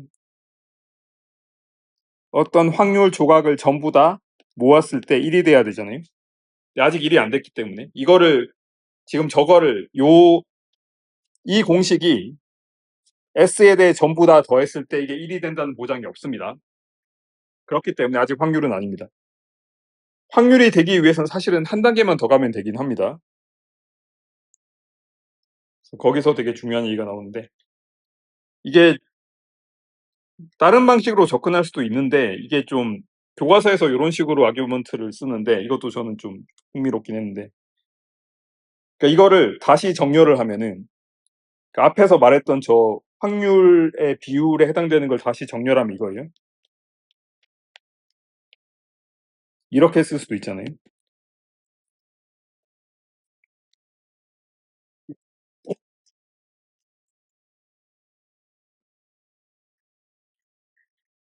그리고 이건 원투뿐만이 아니라 모든 S에 대한 걸 다 가져봐도 다 똑같죠. 그래서 이게 이런 아규먼트를 쓰는데 좀 참신하다고 생각이 드는 게 이게 지금 좌변은 S1이랑 아무 상관이 없죠. 우변은 S2랑 아무 상관이 없습니다. 그러니까 여기 다른 걸 뭘 가져와도 S1과 S2랑 또 상관이 없게 되죠. 그러니까 이거는 이게 어떤 상수일 수밖에 없습니다. 그러니까 이게 S1이랑 상관이 없다고 했지 S2랑 상관이 있다고는 얘기 안 했잖아요. 근데 지금 요렇게 팩토라이즈 시켜놓고 보니까 좌변은 S1이랑 관계가 없고 우변 S2랑 상관이 없으니까 이거는 상수가 될 수밖에 없다는 거죠. 이거를 그래서 어떤 상수인데 요 상수를 약간 그 온도 정의할 때 온도 역수로 정의한 거랑 비슷하게 요 상수를 묘하게 Z분의 1이라고 씁니다. Z라고 쓰지 않고. 물론 이거 분자 분모 뒤집으면 이제 어차피 Z로 하면 되긴 하는데 어쨌든 Z라고 쓰고 요게 생각보다 되게 중요한 역할을 하게 돼요. 그래서 이거는 이름까지 있는데 나중에 나올 뭐 파티션 펑션이라고 이름까지 있는데 그거는 나중에 그때 나올 때 얘기하도록 하고 어쨌든 이렇게 쓰고 나면은 뭐가 되냐? 확률이라는 거는 비례하는데 이제 드디어 이퀄 사인으로 제대로 쓰게 되는데 이게 바로 Z분의 1을 쓰고 그 다음에 이렇게 되죠. 이렇게 됩니다. 뭐 이것도 되게 중요한 공식이죠. 저 비례상수를 드디어 정한 거기 때문에.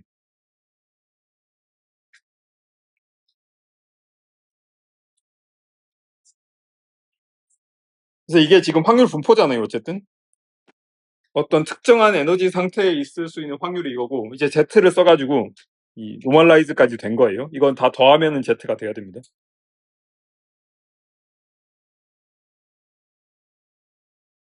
이게 다 더하면 Z가 되는데 이거 성질에 대해서는 나중에 좀 이따 얘기를 하도록 하고 그래서 이거를 뭐라고 부르냐 하면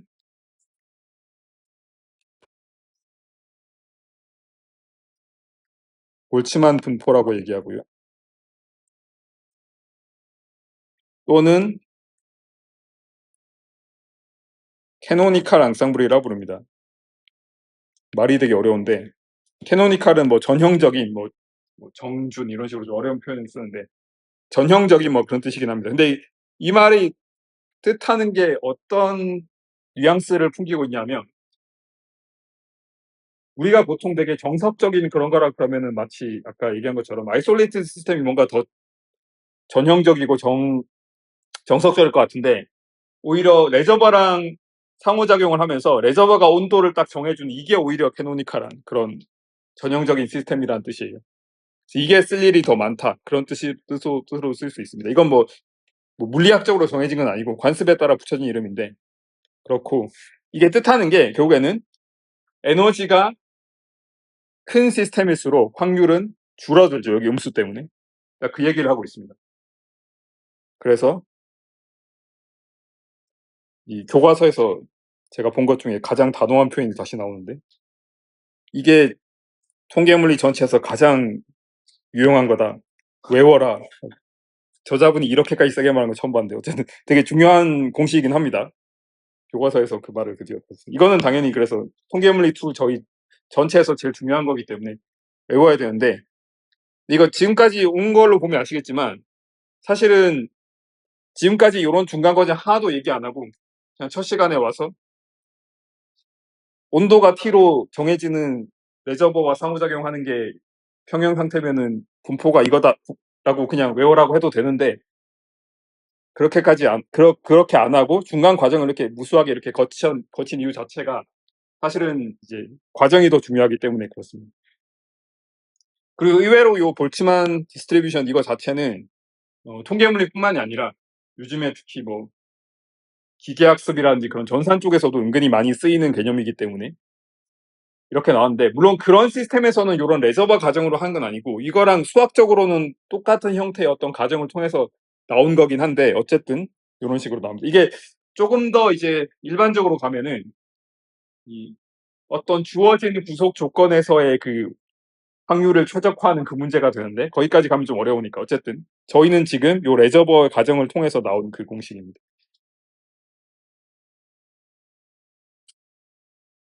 그래서 이거는 지수함수라는 것 자체는 지수함수인데 증가하는 건 이렇게 생겼고 감소하는 건 이렇게 생겼죠. 근데 이거는 음수니까 에너지가 양수라면 감소하겠죠. 그래서 이렇게 생겼습니다. 교과서에 나오는 예시고. 그래서 이거는 에너지가 kBT 단위에서 몇 개가 되는지에 따라서 2의 몇 승 이렇게 딱 이렇게 나오게 되는 거죠. 쭉 감소하는 함수가 됩니다.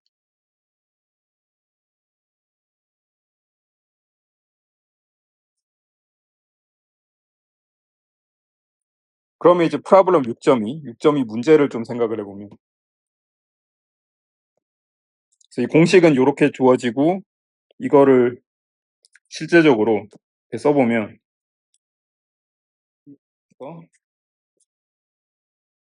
확률이 지수함수에 이렇게 그러니까 여러분이 아는 요 함수죠 그냥 x인데 여기 뭐 어떤 다른 어떤 이런 게 붙어있는 이런 형태가 되죠. 그래서 감소하는 이런 함수가 됩니다. 급격하게 감소하는 이런 함수가 됩니다.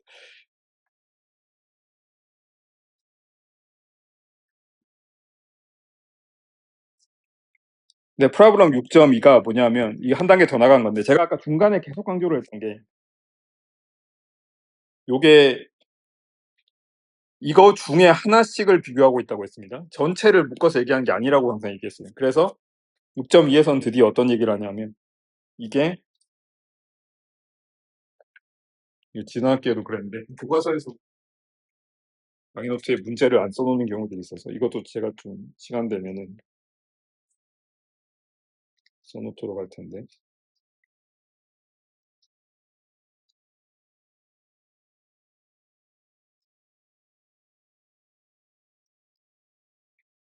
뭐냐면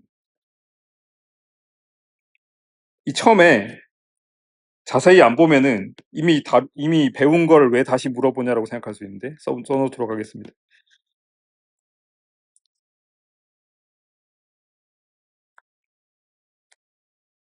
이 원자가 어떤 특정한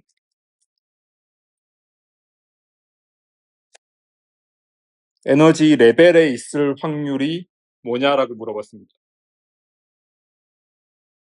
지금까지 한 걸 그대로 물어본 것 같은데 살짝 다른 게 딱 요 부분이죠.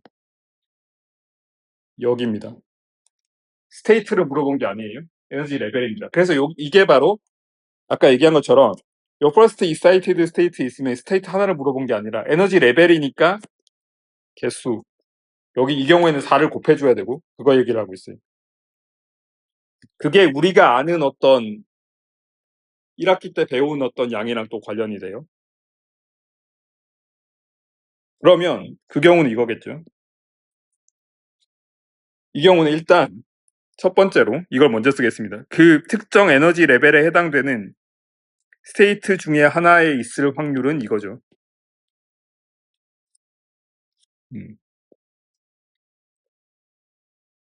이건데 이거는 아까 거기서 얘기하자면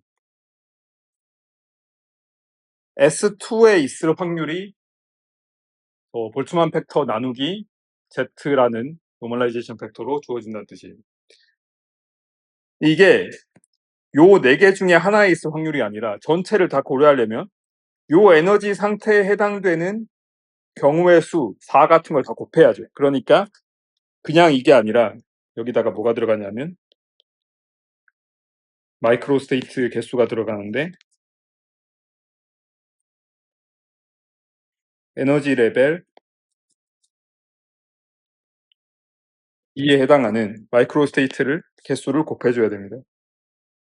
사진 추가도 가능하네요.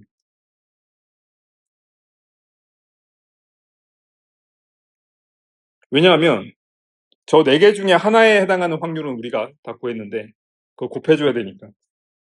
근데 이거는 그러면 요 경우의 수는 이제 시스템에 대한 거니까 시스템에 대한 경우의 수로 따져보도록 하겠습니다.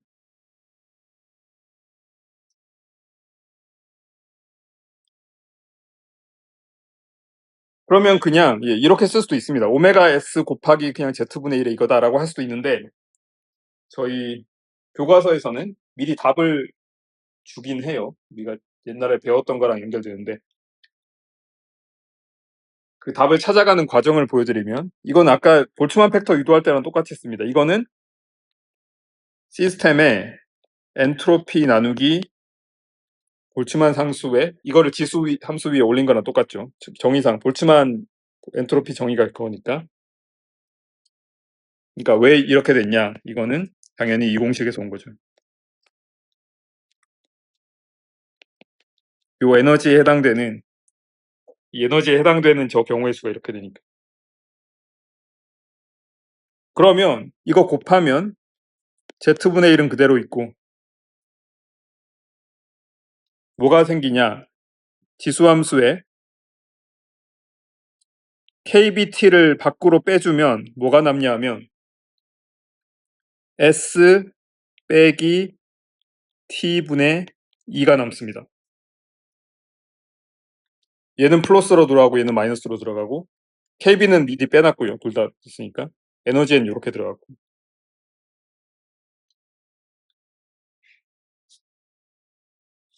이거를 다시 어떻게 써주냐면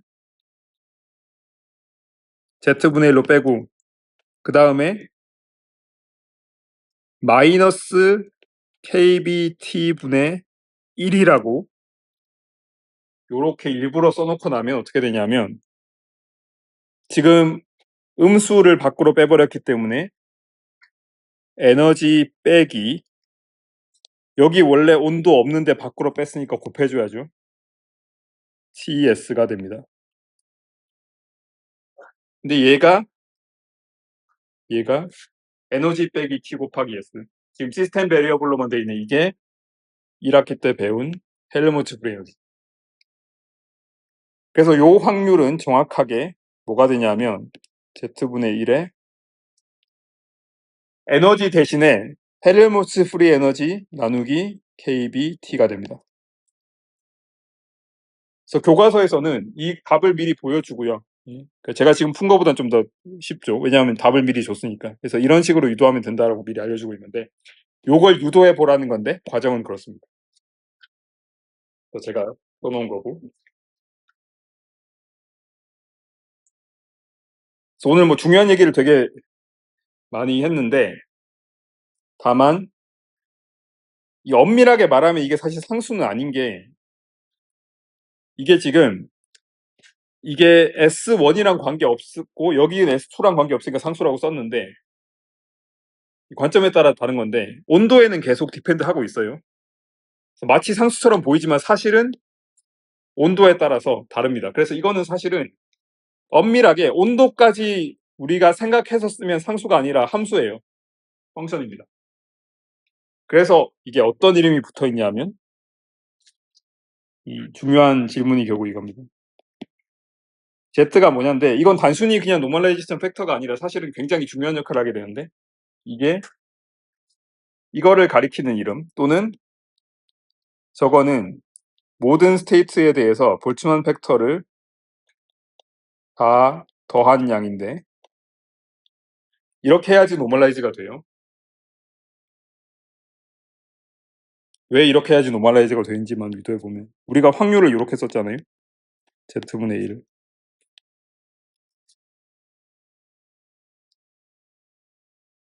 그러니까 이거를 모든 확률에 대해서 쓰면은 Z분의 1은 밖으로 나가고 이게 T에 대한 함수라고 했지만 지금 더하는 거는 S에 대한 것만 더하니까 이걸 하는 동안에는 T를 상수로 생각할 수 있습니다. 그래서 얘도 그냥 상수로 취급할 수 있고요. 그러면 이게 요렇게 되죠.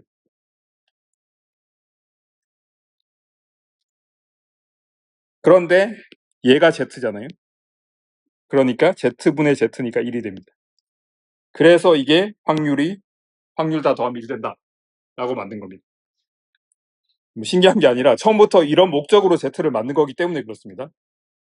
그래서 공식 자체는 이렇게 되고 이거를 부르는 이름이 있는데 이거를 뭐라고 부르냐면 파티션 펑션이라 부릅니다.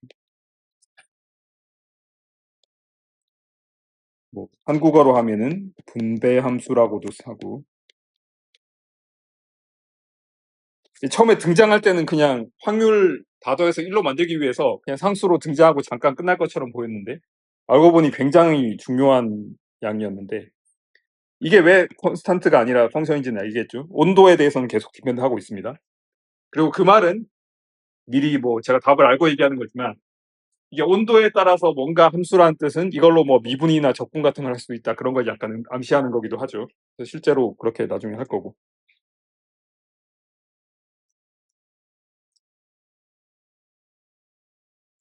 그래서 뭐 요 공식이 된다는 거고 어, 이것까지만 소개하면 될 것 같아요. 다음 페이지 넘어가기 전에.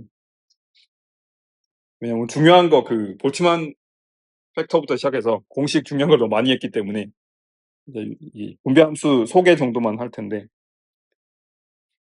뭐 파티션 펑션인데 왜 약자가 Z냐 독일어에서 왔기 때문이고 뭐 그런 쓸데없는 지식들이 좀 있고 서머블 스테이트란 뜻이라고 합니다. 독일어로 이게 Z로 시작하니까 Z로 쓴다고 하고 이게 일단 여기까지는 제가 지금까지 했던 얘기죠. PS가 저 볼츠만 팩터들에 비례하고 확률의 합을 1로 만들기 위해서 이걸 전부 다 더한 Z라는 걸로 나눠줬고요. 여기까지는 다 그냥 하면 될 것 같습니다. 별로 뭐 어려운 건 아닌 것 같죠. 근데 이게 은근히 까다로울 수 있는 게 당장 수소 원자만 가져와도 수소 원자에서 가능한 경우의 수가 이거 점점점 무한대의 개념. 무한대 썸을 해야 돼요. 중요한 질문인데 인티저로 생각할 수 있다고 하는데 저거를 예를 들어서 뭐 인티저가 아니라 뭐 2분의 1 같은 걸 넣더라도 원칙적으로 가능은 합니다. 근데 다만 적분은 아니에요. 그래서 지금 제가 하려는 얘기는 바로 이제 이어지는 얘기라서 좋은 질문인데 이게 수소 원자도 마찬가지인데 이게 1부터 무한대 이런 것까지 가능합니다. 그래서 이게 좀 트리키하다, 좀 어려울 수 있다, 그런 얘기를 하고 있는 거예요. 지금 말한 인티저냐 그거는 사실은 이름 붙이기 나름이긴 해요. 그러니까 2분의 1, 2분의 3 이렇게 더하는 거를 그냥 2분의 1이라는 건 이름 붙이기 나름이니까 2분의 1 상태에 있는 거에 에너지가 중요한 거지 그 이름이 2분의 1인지 1인지는 안 중요하죠, 사실. 뭐 그렇게 생각할 수도 있습니다. 그러니까 무한대까지 포함해서 쭉 늘어놓고 시그마로 더할 수만 있으면 되는 거예요. 그런데 무한대를 더할 수도 있다. 근데 우리는 걱정을 별로 안 해야죠. 물리학과 3학년 정도 되면 수리물리 시간에 뭐 이런 무한계, 그러니까 뭐 그 등비급수 뭐 이런 거 더하고 그런 거 다 했으니까. 그리고 절묘하게 등비급수가 제가 지금 괜히 얘기한 게 아닌 게 요게 지수함수 성질 때문에 에너지가 등간격이면 요 볼츠만 팩터들은 다 등비급수가 됩니다. 그렇기 때문에 그게 더 편해지는 것도 있긴 하고, 정 안 되면 우리가 못 쓰게 되면 언제든지 뭐 컴퓨터 같은 걸 동원할 수도 있고, 그리고 그 성질도 있습니다. 이게 다 더해야 된다고 했는데 이쯤 되면은 더하나 마나한 것들이 보입니다. 그렇기 때문에 어느 순간에 딱 끊어서 할 수도 있고요. 뭐 그런 현실적인 문제들은 다 이걸로 해결할 수 있긴 합니다. 그래서 중요한 게 이 개념만 소개하고 끝내면 될 것 같은데, 이게 스테이트가 몇 개냐를 세는 건데, 쉽게 말해서 이 개념은 소개를 하도록 하고, 이거 자체만 일단 생각을 해보면 요거의 의미는 우리가 보통 시그마를 단독으로 쓰는 경우는 별로 없지만, 만약에 그냥 이거를 1이라고 1부터 예를 들어서 오메가라고 생각하면은 이거는 그냥 오메가죠. 왜냐면 1을 오메가 이렇게 더한 거니까. 그래서 만약에 모든 볼츠만 팩터가 1이라면 그러면 이걸 전부 더한 게 사실상 스테이트 개수를 세는 게 됩니다. 그런데 우리는 지금 이걸 할 게 아니라 대신에 뭘 하냐면 1부터 오메가까지 더하는데 이게 요렇게 돼 있어요. 이게 Z라는 거죠. 그래서 만약에 에너지가 0보다 크다면, 지금 에너지가 0보다 크다고 하면서 자꾸 아까 수소 원자는 음수 에너지라서 그 문제는 다음에 또 얘기할 거예요. 사실은 시프트만 좀 시켜주면 되는 문제가 되긴 하는데, 일단 그래서 큰 에너지일수록 에너지가 크면 클수록 요게 작아지죠. 원래는 1을 더해야 되는데 그만큼 작아진 요소들을 더하게 돼요. 그만큼 작아진 요소들은 무슨 뜻이냐? 그 스테이트에 있을 확률이 적다는 거니까 그 스테이트에 있을 확률이 적은 거는 1보다 적은 웨이트로 조금 더하게 되는 겁니다. 그래서 사실상 요 개념이 그래서 나오게 된 거예요. 이게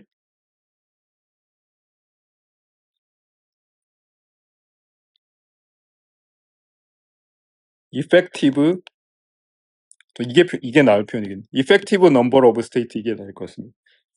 스테이트를 세는데 있을 것 같은 스테이트만 적당히 센다는 거예요. 그래서 이게 스테이트가 분명 존재하지만 10분의 1 확률로만 존재한다. 그러면 그거 개수를 1이라고 세는 거 대신에 10분의 1을 세겠다, 그 뜻이에요. 그런 식으로 해서 하면은 아무래도 당연한 얘기지만 오메가에 비해서 Z가 작을 거고요. 그러면 이펙티브 넘버는 줄어들 겁니다. 그래서 이게 어떤 문제를 해결하냐면 이것 딱 갖다 놓고 수소 원자 가능한 경우의 수 몇 개냐? 당연히 무한대죠. 이 무한대 있으니까. 그런데 무한대 개를 더하더라도 위쪽으로 갈수록 점점 저 볼츠만 팩터가 엄청나게 작아지기 때문에 무한대를 더하더라도 어떤 숫자가 될 수 있습니다. 무한대를 더하는데 어떻게 숫자가 되냐? 이거는 당연히 이제 우리가 수리물리 시간 그럴 때 무한대를 더하더라도 당연히 수렴하는 게 가능하니까, 그 배운 것들이니까. 이런 거 하려고 사실 그런 거 배운 거니까. 그렇게 되고 이쯤에서 항상 나오는 질문 같은 게 있어요. 예를 들어서 바로 아까 제가 약간은 여러분이 찜찜할 수 있는 건데 음수인데, 이게 음수가 되면은 사실은 볼츠만 팩터 자체는 1보다 커질 수도 있습니다. 그러면 확률이 1보다 커진 게 아니냐? 라고 생각할 수 있는데 전혀 아닙니다. 왜냐하면 어차피 나중에 얘로 다시 다 1보다 작게 만들 겁니다. 그 상대적인 것만 중요해요. 이 정도만 얘기하고 끝내면 될 것 같은데, 그러면 얘가 마이너스 13.6이 아니라 어차피 상대적인 것만 중요하다고 하니까 이거를 전부 다 100 일렉트론 볼트씩 빼버려라. 그래서 마이너스 113이 되면 어떻게 되냐? 아무 상관이 없는 게, 그렇게 되면 얘가 바뀌는데 얘도 똑같이 바뀝니다. 그래서 확률은 그대로가 됩니다. 이것도 한번 생각해 보시고 다음 시간에 또 다시 얘기할 수 있겠지만, 어쨌든 이 정도로 하고, 근데 이 저자께서도 강조하셨듯이 1주차에 하긴 했지만 오늘 한 게 제일 중요할 수도 있기 때문에 녹화를 하고 있으니까, 나중에 혹시나 뭐 새로 수강생에서 들어온 학생들은 적어도 지금 이번 주 요 2, 3교시는 반드시 복습을 꼭 하셔야 된다고 말씀드리고, 오늘 이 정도로 마무리하겠습니다.